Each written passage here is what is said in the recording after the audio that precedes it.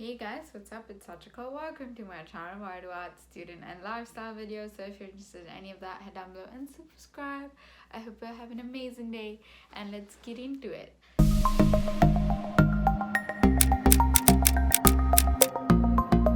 So if you clicked on the video looking at the title, you already know what this video is about. But before I introduce what I'm actually gonna do in the video, and I have makeup on my hand which we're gonna ignore, I have a question for you guys. Would you guys like me to do a bullet journal notebook comparison? Because there are a few that I've used so far. One is ArtStudentLife Notebook Therapy. I'm using shop AMANDA RACH LEE right now. I'm also currently using Mood Twisters, which is an Indian company, and Scribble and Dot. I'm also using that one.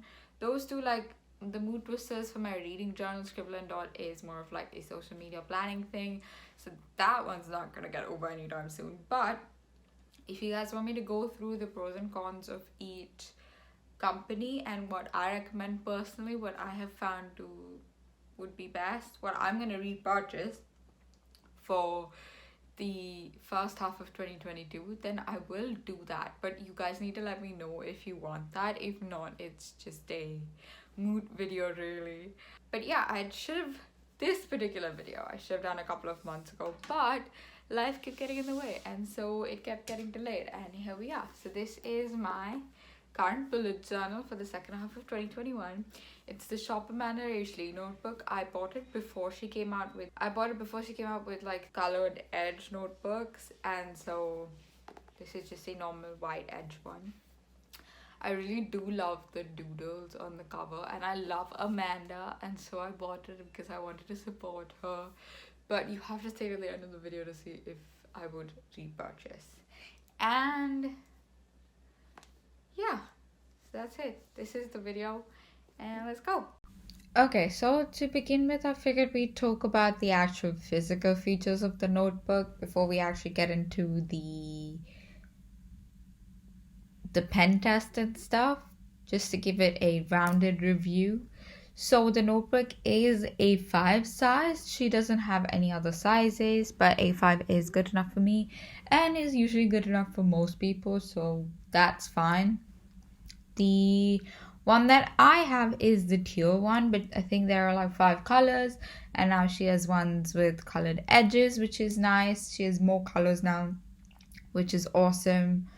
The cover itself is vegan leather, which is cool. We don't support leather on this channel, so the cover is vegan leather, and it has the classics of 2 bookmarks, 2 satin bookmarks. This is the older version of the notebook, so it doesn't have like her charm at the bottom, but she has come out with a new set which has 1 bookmark with a little charm at the bottom, like the Archer and Olive notebooks, which is, it's cute, right? Like, that's nice. It has obviously the elastic closure which shuts the notebook. It has a pen loop, which actually Notebook Therapy doesn't have, but Archer and Olive does. Just to give you guys some kind of comparison, the notebook on the top of the notebook, on the cover, it has these doodles. There are 12 doodles that Amanda has done, which is a really cute touch. I think they look nice and they look cute, and I would definitely carry the notebook around in my hand, and I think it would look cute. So yeah, now let's get into the pen test. So the paper is actually 160 GSM white dotted notebook paper, which is cool. It does also have like that pocket at the back, which I have never understood the reason for existing. I don't use it, but it's there. So at the very back page, we're going to be doing a pen test. So let's get into that. So in the pen test, I'm going to be testing pens as well as paints, just because I am an art student and I do have the means to do that. So at the top of the page, I'm just writing the words pen test, and this is actually the very last page. It's literally page 159 of the notebook, which, by the way, guys, the notebook has 160 pages. The pages are numbered at the bottom, which is always nice to see, just to have an idea of how many pages you have left. So on the left hand side of the page, I'm just going in with my fine liner and labeling everything that I want to do. The first is a fountain pen, which is my fountain pen, which I use every day to actually write in my bullet journal. It's what I use to journal every single day.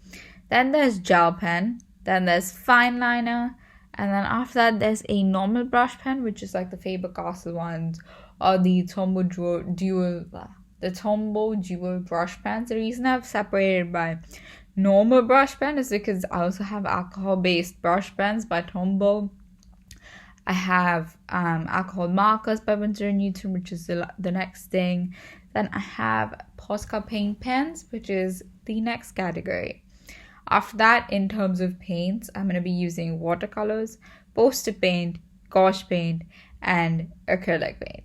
Now, as you can guess, actually, the actual like pens don't cause too much of an issue. The only category of pens that would otherwise cause an issue is the alcohol markers, which is kind of to be expected, because I wouldn't recommend using alcohol markers on anything less than 200 GSM paper, because they will show through, they will go through, which it's expected just from the thickness of the paper. So I picked the color blue just to have it be a little bit different than black, and also my fountain pen is blue, so I thought I'd keep it continuous. So on top is my fountain pen, and I just go through the different categories of pens and show you guys. And actually, like I said, no medium caused much of an issue except the alcohol markers and the paints, obviously. But the reason the paints caused an issue is not actually the paints or really a fault of the paper. It's just because of the water you use in paints, which, to be honest with you guys, if you're doing like an actual like painting, I wouldn't recommend doing it on anything less than at least 250 GSM paper, just because it will bleed through and it will make your paper, I don't know what it's called, but the water makes it like, gives it that wavy thing where the paper bonding becomes a little bit loose, and so you can see it kind of go wavy and stuff, and you don't want that to happen. So yeah. So watercolor, I didn't use too much water as you could, but I did use some amount of water just to give it a fair test of the water. For any of them I didn't use too much water actually, but for the acrylic paint I did end up going 3 times. Just the first time was a little bit watery, and the last time was absolutely dry brushing the paint on the paper, which is, it's fine. It's 2 techniques of acrylic paints that you can use. But the other paints do need water to activate, so there wasn't any way I could actually get any kind of painting result or any kind of color payoff from them without actually using water. So I had to use water, and as you'll see in a second, just because it's 160 GSM paper, the thing, the water on paper wavy thing did happen. I don't actually know what it's called. I'm really sorry. I'm an art student. I should know this, but I don't know what it's called. And so that did happen with the paints, and as expected, the alcohol markers ghosted a bit. But like I said, that is expected because it's a thinner paper. So there's nothing actually wrong with the paper itself. So overall, I think the paper is really good. I think the notebook quality is beautiful. And yeah. Okay, so guys, that was that. That was it. That was the video. That was my review. I hope you guys liked it. Now, as for the question of whether I would repurchase this notebook, I actually would not. And no, this is an amazing notebook. No shade to Amanda. I love her videos and I love her channel, and I do love the notebook. It's just every time I buy, unless it's on sale, right, then I would absolutely repurchase, which is how I got this one. I bought it on sale. And her washi tapes are amazing. I have one set which I absolutely love. It's so pretty and so beautiful, and they're really good quality and stuff. I really love the washi tapes, but I feel like the selling point of her shop or her like business is the doodle planner. And That one's really expensive, but I get why it's so expensive. And to be honest with you, if I wasn't making my own bullet journal spreads and I needed a ready-made bullet journal, that's the one I would go for. I really want to buy it for my father because he is using a bullet journal right now, but the thing is he doesn't use it that much or as much as I want him to, and he doesn't use it as much as would make the money for the Amanda Rach Lee one worth it. So I might actually buy it for my best friend for his birthday. But apart from that, I make my own bullet journal spreads because I need it to work for me, and so I would not buy the doodle planner. Obviously I would absolutely buy the other washi tapes. They're so pretty. I truly I would. But the reason I would not buy the notebook again is because it's simple. I can get the same thing for cheaper. And as a student, I'm constantly looking for ways to save money. So I get that she's an independently owned business, and you know, obviously things are going to be a little bit more expensive if I buy from her, and I absolutely support that. I really do. It's just that so like for this particular notebook, I think it's like $26 with extra shipping, which I live in the UK, so getting it shipped to the UK is insane.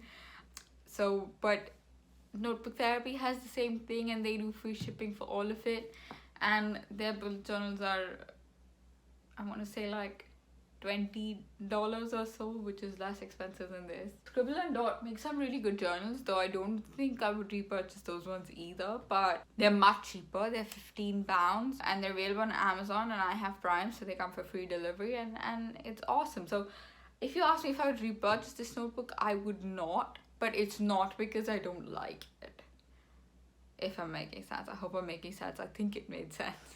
Yeah, but that was my review. I think it's an amazing notebook, and yeah, so I hope you guys liked it. I hope you guys enjoyed. If you did, head down below and subscribe to my channel and leave a like on the video. Leave a comment telling me what notebook you're using right now, or another thing, ask my question of whether I should do a comparison if you want to see my perspective on a comparison, and which is a notebook that I might buy next year, though I might have given that away already. So yeah, leave a comment telling me those things, or leave a comment telling me which is the notebook you would buy next year. I'm curious to know which is the brand that you guys use. I am on a journey to test out all brands. So actually, to be fair, I might not even, like, I might repurchase Notebook Therapy, but I might not, just because I want to try a few other brands, and there are a few brands made in the UK which are like good for me. So I might do that, I might not, I don't know what I'm doing, to be honest with you. But that's all. And I hope you guys have an amazing day, and bye.